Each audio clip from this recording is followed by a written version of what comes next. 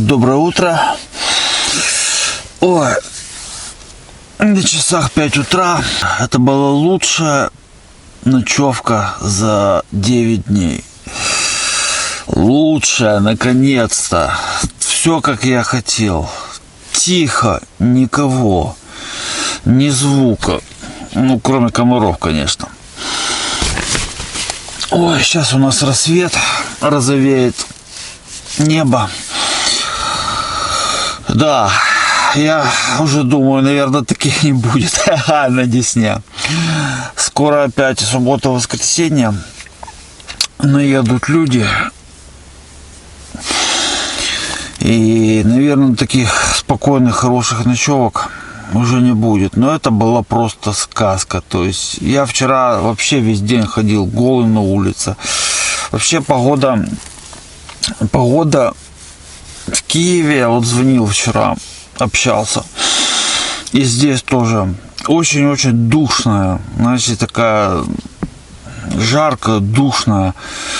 Хочется буквально вот вылезть из воды, хочется как на юге, сразу обратно в нее залезть. И только вот солнце село, и только тогда наступило облегчение. Я целый день ходил, вот как приехал, практически голый. Ну, комары не сильно были, плюс я включил вонялку эту свою. И нормально было. Ни звука, никого, вообще ничего. Ну, рыбак какой-то выплыл там местный на своей деревянной этих лодках, которые они делают. Ой, сказка. Я наконец-то выспался так нормально, по-человечески. Вообще бомба. Эх, хорошо. Ну что, высунем нос на улицу. Что там у нас? Свет день грядущий нам готовит. Ого, скоро рассвет. Небо розовеет уже. Легкий такой туманчик над рекой. Байдарочка моя лежит. Если видно, даже вон убывающая луна. Скоро месяц будет. Вот так мой лагерь выглядит утренний. Тент вчера я поставил, шла гроза, а сегодня я его свернул, ну, вчера вечером, чтобы меньше утром сворачивать. И тишина, и ни одной живой души. Так, ну что, утренние процедуры. Я думаю, повторится вчерашняя погода. Солнце встанет, начнет жара. Сегодня такой лафы не будет, как вчера. Будет жарить солнце, ну, судя по небу, наверное.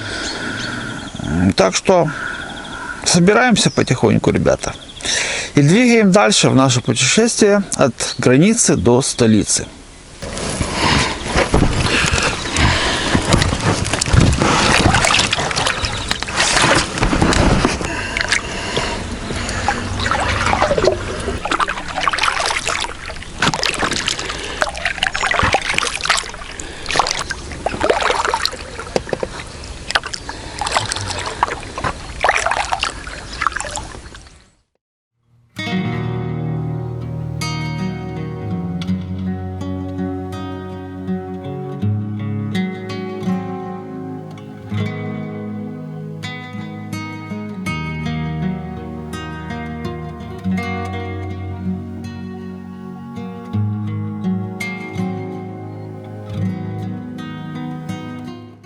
Что интересно, 7:40, и солнце уже жарит так, что уже жарко, печет прямо. Конец июля, что же вы хотите? Пока еще можно скрыться в тенечек, вот как я делаю сейчас. Высокие деревья, и тут очень приятно идти. Ну, я всегда так утром делаю, вы знаете, если смотрите мои видео. Байдарка стала легче. Все-таки за 10 дней продуктов я подъел. И она стала немножко рыскать. Я сегодня чуть-чуть сильнее пригрузил нос. Вот. Но все равно, если раньше она шла практически, рыскания не было заметно, ну еле-еле, да, при грибке, то теперь оно появилось. Не сильное, но оно есть. Кстати, вот по поводу руля.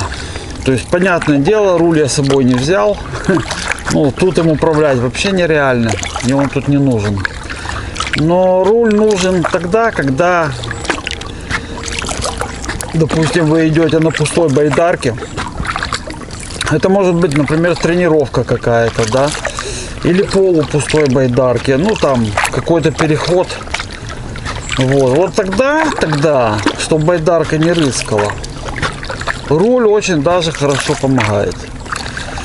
То есть можно спокойно грести и не управлять руками каждый раз. Ну, это происходит уже на автомате, но тем не менее. А спокойненько рулем управляете и спокойно идете себя. Мне нравится, например, ходить с рулем. Или на море. На море вот, ну тоже надо, чтобы тяги, которые идут от руля назад, были свободные. То есть загрузка байдарки должна быть, ну, не минимальная, а, наверное, не такая, как сейчас, по крайней мере. Ну и на море волнение все-таки, то есть там фартук обязателен в каком-то из видов, все равно захлестывать будет. Тут идеально гладкая вода, поэтому можно позволить себе так. А там уже так не получится.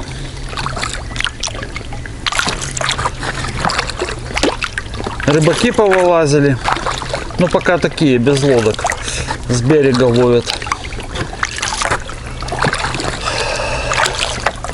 На машинах подъехали. Мы идем в сторону Сосницы. Мы ее проезжали, когда на машине сюда шли. Это, по-моему, это районный центр, кажется. Да. Сегодня уже пройдено больше половины пути до Чернигова. Я думаю, что приблизительно за неделю до Чернигова я дойду. Ну, собственно говоря, все приблизительно, как я и думал. То есть путешествие до Киева займет примерно месяц. Ну, ребята, какой это месяц? Это месяц, наполненный красотой. Это месяц, наполненный движением, свежим воздухом, ходьбой босиком. Это месяц просто вот сплошного кайфа, знаете, о котором потом можно долго-долго вспоминать. Сейчас, видите, снова из-за того, что снаряжение стало хорошим, и на байдарке можно ходить даже зимой, но имеется в виду, знаете как, не преодолевая себя там на последних остатках силы воли, а нормально ходить. То есть комфортно, ну, как комфортно. Если тебе немножко холодно, это нормально. Вот. Не то, что ты там загибаешься, костер посреди байдарки разводишь. Нет. С обогревателем нормально, с питанием хорошим. На такие походы, понятно, что, например, там зимние или глубоко осенние походы, они могут быть не такие длинные на месяц, да. А там уже можно, например, реально полностью на сушке идти, комбинировать платную сушку, ну, что-то типа идло, харчей, вот такое. Вот. И комбинировать то, что ты сам дома насушил, и, соответственно, уменьшать из-за этого вес. И спокойно, нормально идти, не думая о животе. То есть понятно, что это, знаете, все-таки не украинский борщ со шматом сала там огромным. Ну, сало у меня тоже есть. И еще лучше, чем такое натуральное, на самом деле. Вот. То есть снаряжение позволяет вполне комфортно, хорошо идти в относительно холодное время года. Поэтому почему бы не сочетать велосипедные поездки с байдарочными? То есть это разные вещи, и обе эти вещи мне очень нравятся. Это мое. Вода и дорога, или водная дорога и такая дорога. Вот. Поэтому надо этим пользоваться, пока есть силы, пока есть возможность. Птицы поют.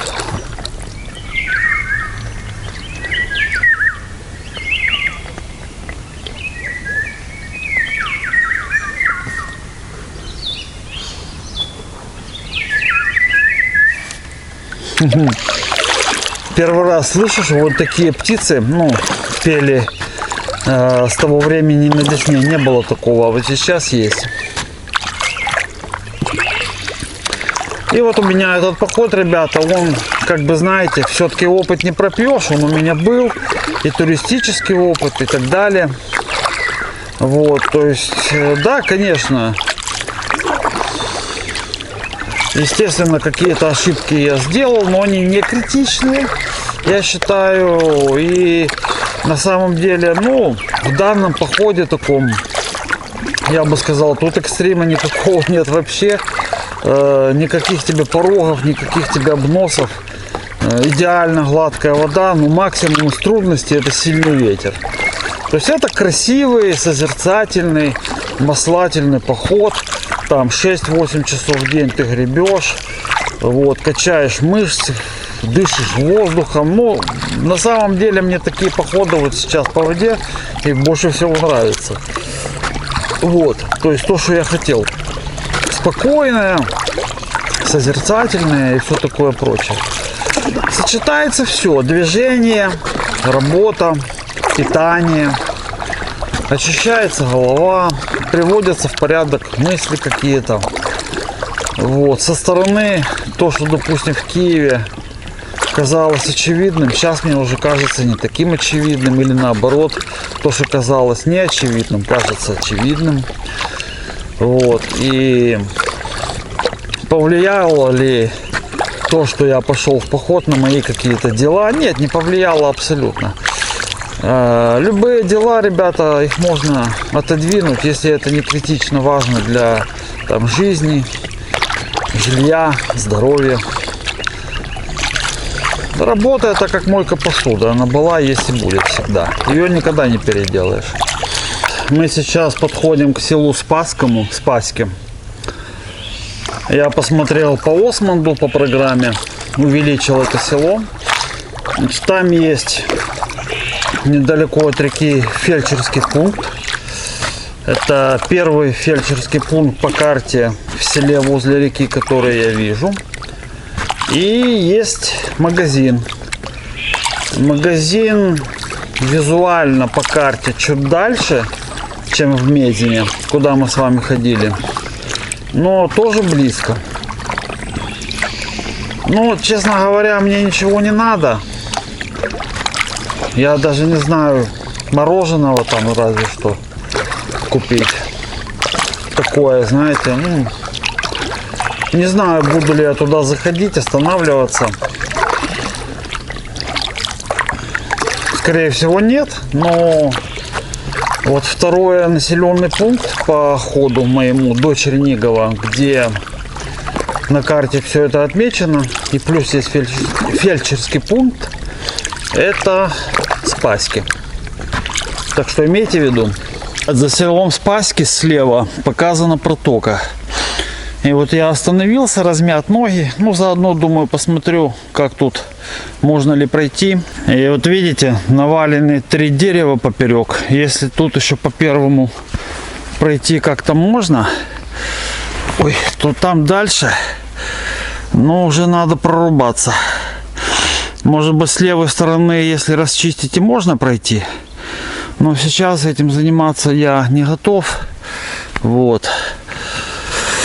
Надо, чтобы байдарка была менее груженой. Ну а вообще на будущее то попробовать можно было бы. Если только вот второе дерево, то лежит не очень близко к берегу, и с левой стороны можно было байдарку протянуть. Сейчас подойду, попробую посмотреть. А может быть, вот отсюда плохо видно, конечно. Я босиком и не хочу карабкаться. Так. Не, оно полностью перекрывает, ребята. Этот завал надо полностью разбирать. В общем, наверное, нет. А жаль. Ну, там дальше будет еще старое русло Десны. И оно по карте тоже буквально вот за излучиной. И оно по карте такое длинное. Вот оно может быть как раз и проходимое. И если это так, то мы с вами пойдем по старому руслу Десны. Время 9:04, 2 часа гребли, как раз время размять ножки, походить. Купаться пока не хочу. Нахожусь за селом Спаське, буквально практически сразу. Погода жаркая, все отлично, ребята. Жизнь продолжается, путешествие продолжается. Пойдем сейчас с вами искать старое русло Десны, глянем, что там. Вот с правой стороны излучина, и она с такими высокими песчаными берегами. Ну, не совсем высокими, в 2 раза выше, чем обычная. Вот, но выше, чем обычно на Десне.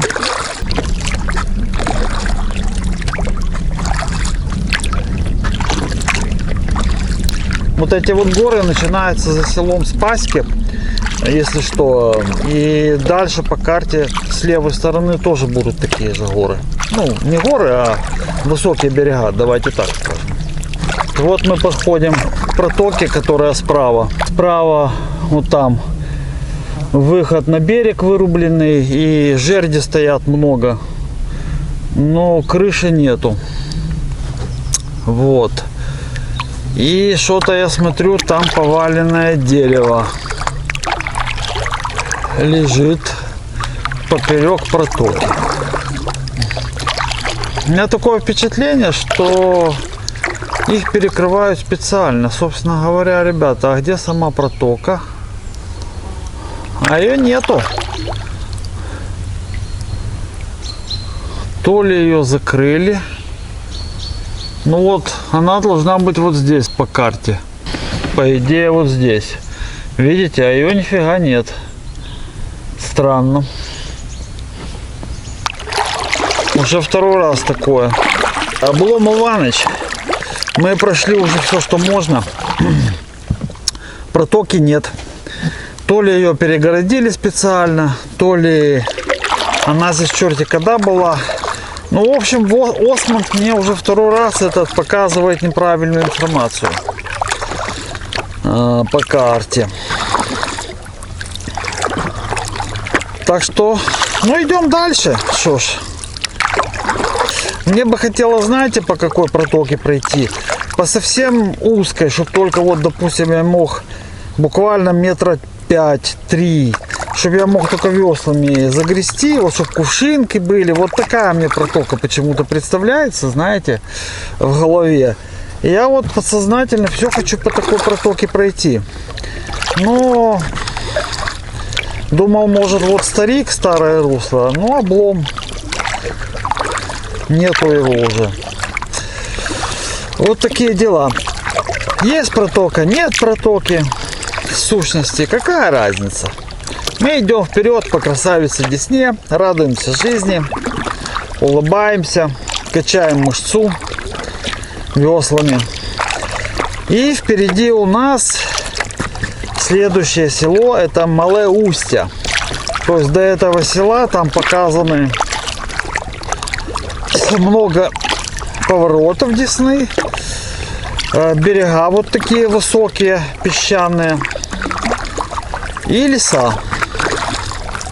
Вот, поэтому как получится, я не знаю. Будем идти, наверное, с вами как обычно, а там будем посмотреть. Жарит солнышко, ну такая марево, знаете, на небе. Я думаю, что сейчас на берегу такое маленькое адище творится, душное, жаркое и все такое прочее. Тут еще терпимо, более-менее. И пользуясь случаем, что хочу сказать. Вот эта шляпа очень меня выручает. Именно шляпа. Не кепка, а именно шляпа. Я бы не знаю, что я без нее делал, потому что она реально мне дает тень и на шею, и на уши. И оводы ее облетают стороной. Кепка у меня с собой есть, но она у меня едет благополучно в инвентаре. Если вы не очень любите шляпы, то в Декатлоне есть такая кепка, такого она светло-кофейного цвета и сделана типа из плащевки, туристическая. И она сделана так, что у нее сзади спадает шлейф на шею. Я себе тоже думал такую прикупить. Смотрел на нее. По-моему, 300 гривен она стоит, что-то такое. Может быть, скорее всего, и куплю. Не знаю зачем, но куплю. Понравилась она мне.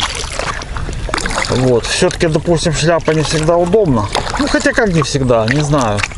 По-моему, шляпа всегда удобна. Даже в дождь. Пройдет какое-то время, пока она промокнет. И даже с мокрой, ну, на лицо капли не будут попадать, как на меня. Вот. Но все-таки эту кепку надо будет прикупить такую с защитой. И тогда комфортно грести даже в самую жаркую жару.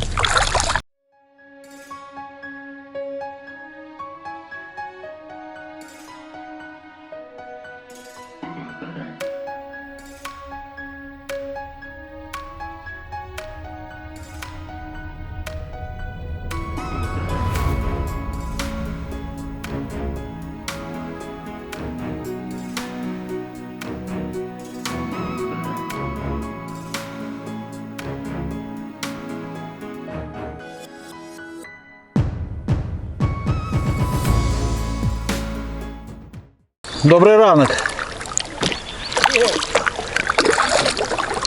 Вот, здороваюсь со всеми. Со мной все здороваются. Откуда, куда.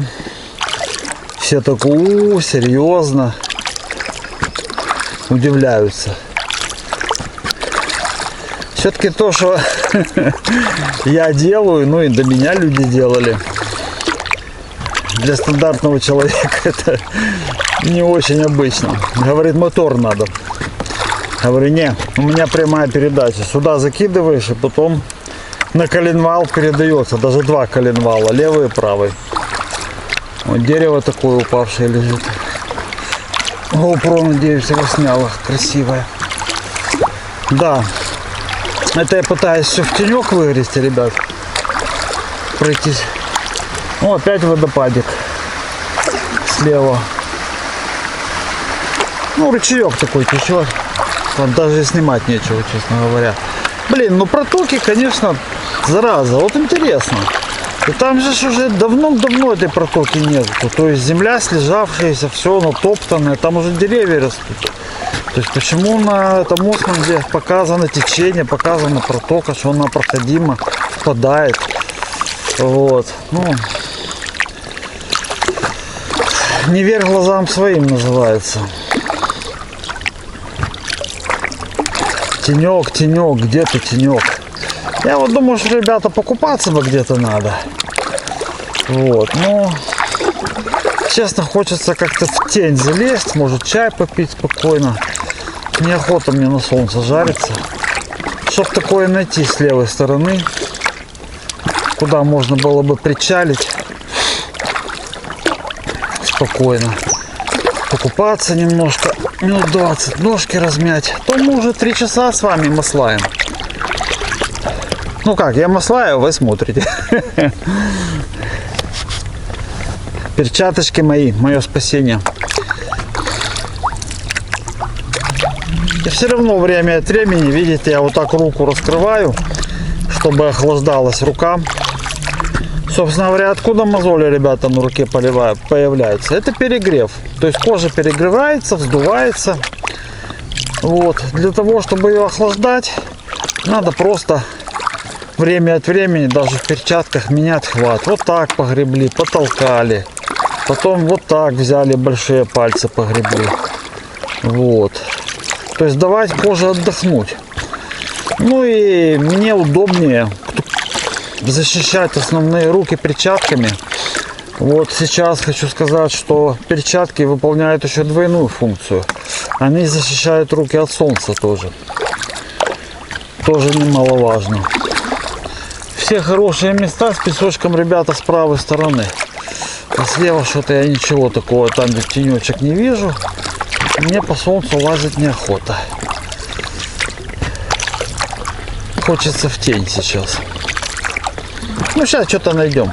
Да, и люди удивляются. Говорит, сколько будешь идти? Я говорю, месяц. Ого! Ты шо? Серьезно? Я говорю, ну да.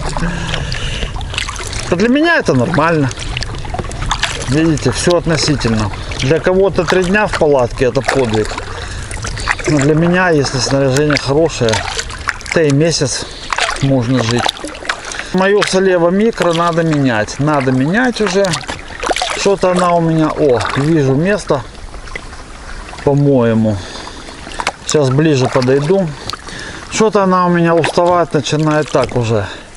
По-взрослому. Вот.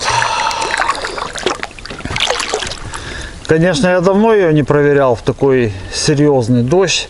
Раньше она не протекала. Наверное, с год. Но что-то у меня такое подозрение, что это может случиться. Да и вообще, ей уже лет и лет, этой Солеве. Я уже пропитку делал тенту, знаете. Уже надо ее менять, так что следующим пунктом покупки будет тщательный выбор палатки. Вот чуть-чуть вперед подойдем. Там вроде такой песочек есть. Пристанем, и такой полутенек. Как раз то, что надо. В этом году уже, наверное, дохожу с ней. А вот когда будут скидки зимой, буду тщательно выбирать какую-то палатку. Не спеша. Которая пришлась бы мне по душе. Да, ребята, вот сюда мы и пристанем. И тут с вами подальше от этого дерева.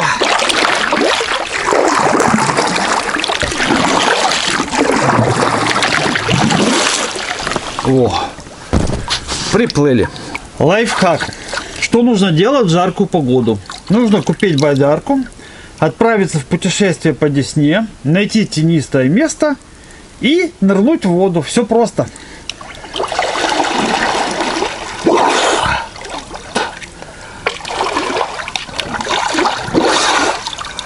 О! Вот это, ребята, полный кайф. Это оно. Чем дальше, вот ближе к Чернигову, тем больше вот таких пляжиков попадаются шикарных. По-моему, место супер. Вот как для дневочки, например, вырыл там место или чуть дальше за деревья поставил палаточку. Можно тент даже мой накинуть 3 на 5 в тенечке. И все. И тебе тут вообще красота. И пляжик идеальный. И водичка рядом. И байдарку удобно вытаскивать. И рыбацких палок тут нету. Вот. Классное место. Да и просто поторчать. Ну, называется дневка, да. Или там просто поторчать пару дней. Какая разница. Мне вот нравится или в таких местах стоять. Ну, вообще бы, если честно, то больше всего мне нравится стоять в лесу все-таки. То есть, вот, чтобы вода, лес был, трава. Ну, тут тоже почему нет такой мини-Мальдивы, как говорят. Вообще сейчас, особенно платные фирмы, этим, которых развелось по каякингу, по байдаркам, по сапам, как собак нерезанных. Какие хочешь себе. Только что секс на сапах еще не предлагают, все остальное уже есть. Ну, закон рынка, понятное дело. И вот мне нравится их реклама. Но это все равно, знаете, вот Десну назвать, я не знаю, украинской амазонкой.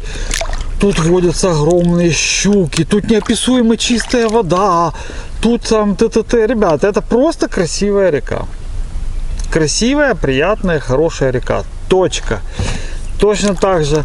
Ой, украинские Мальдивы. Или там украинский Стоунхендж. Жлобятник 100%. Да если бы Мальдивы узнали, что их тут сравнивают с какой-то там, не знаю, я уже не помню, где я это читал, украинские Мальдивы. Или украинская Швейцария, или та же Швейцария узнала. По-моему, река Случ. Они повесились бы от горя. Какие Мальдивы? Какая Швейцария? Ребята, да нам до них, як до небарачки. Называйте своими именами вещи. Понятное дело, что в погоне за клиентом можно все, что хочешь наврать с 3 короба. И все, что хочешь рассказать. Но это настолько по-жлобски, настолько брагульно, настолько смешно. Ну, мне, по крайней мере. И, как правило, чувствуется сразу, что объявления это пишут в этих фирмах женщины. То есть их стиль такой восторженный. Уси-пуси, украинские Мальдивы.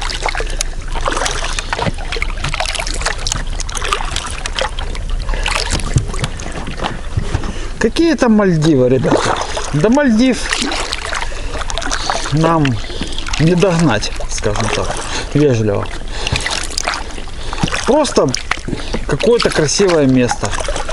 Кстати, которое благодаря вот этим матрасным туристам, так называемым, барышням свои прокладки бросающим где попало, скоро перестанет быть таким.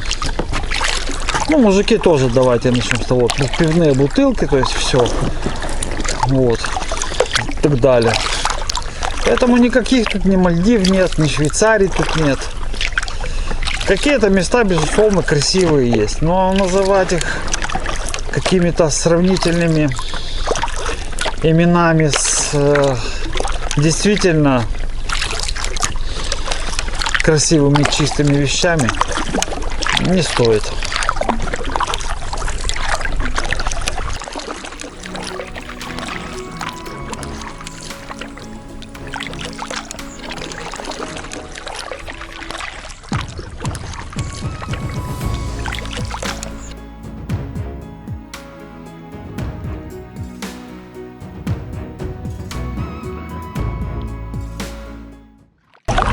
Время 15:10. Прошел оба села.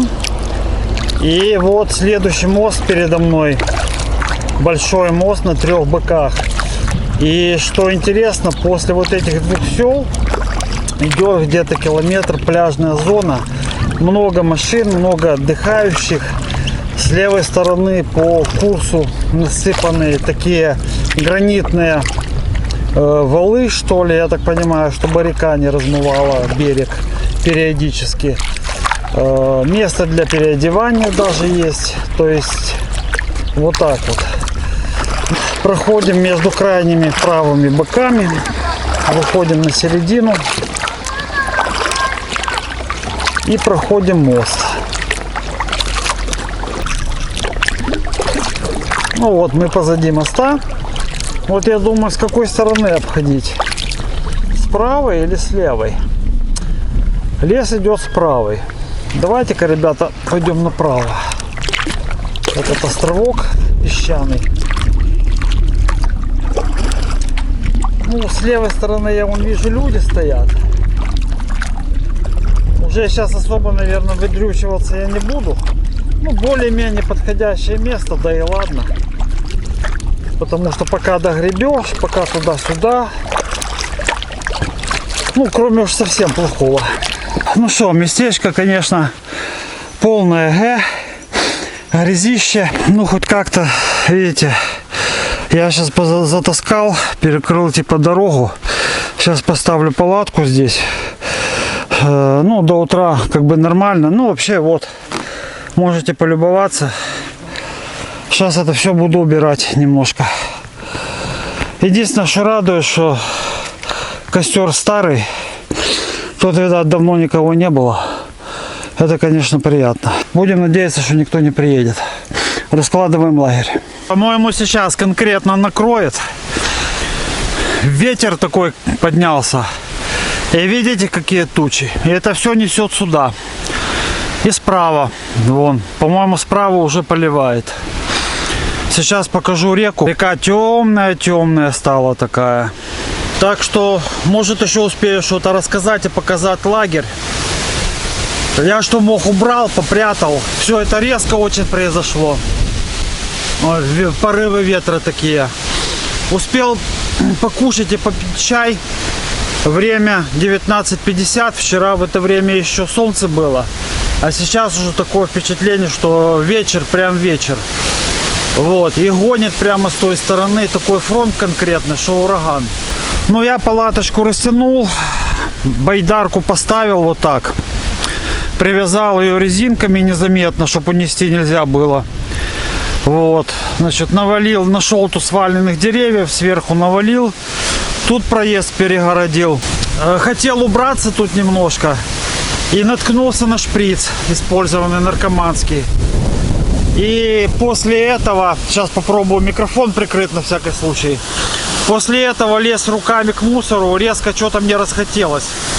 Ну его в баню, мне мое здоровье важнее, ребята. Вы уж извините, я обещал тут убрать, но не хочу накалываться рукой на шприц. Вы же сами понимаете, чем это грозит. Все, что мог, спрятал под палатку. Вот. Должно быть все хорошо, по идее. Меня еще защищает с этой стороны деревья от шквала. Нормально так, потому что он как раз идет с той стороны. Что хочу сказать. Конечно, я сегодня убитый вообще. То есть, знаете, все-таки не стоит, если ты начинаешь рано грести, геройствовать, как я сегодня. И вот в результате я стою, где стою. Понимаете, притупляется внимание, ты уставший, и у тебя уже не до выбора места, а лишь бы где-то упасть. И вот это лишь бы где-то упасть, оно сыграло вот такую роль, что я стою... О, гром гремит. Ну, по-моему, правее гремит. Может, это пронесет, ребята. Хорошо бы было, не хотелось мокнуть. Или пусть ты лучше дождь лейся сейчас, а завтра не нужно. Вот я его попросил. Посмотрим, что с этого получится. Я еще раз убеждаюсь, что до упора мне идти не нравится. И я буду лучше, если я начинаю путь рано в 7 утра, я буду лучше раньше становиться. Тогда я спокойно выберу место, не торопясь. Понимаете, не так, как сегодня. Гляньте, как деревья качают, да? Конкретно. Вот, лежу сейчас, отдыхаю. Знаете, что еще? Я ни разу не читал книжку. Вот поймал себе на мысли, что когда вот целый день гребешь, потом готовишь, потом моешь, потом ставишь палатку. Ребят, это занимает массу времени. Потом проверяешь байдарку, потом стираешься, потом купаешься сам. Но на самом деле ты постоянно что-то делаешь. И вот так спокойно лечь и почитать, это, наверное, можно только на дневке. Ну или вот сейчас. Но знаете, я как-то сейчас, если честно, даже не хочу воспринимать какую-то информацию со стороны. Хочу просто еще немножко поваляться. О, комар, надо будет потом поймать, убить в свете фонарика. И поспать. Плохо будет, конечно, если завтра упадет с самого утра дождь и сделает мне на этом месте вынужденную дневку, на которую я совершенно не рассчитывал. Ну, опять же, уже как будет, так будет. Займемся чем-то полезным. Вот так.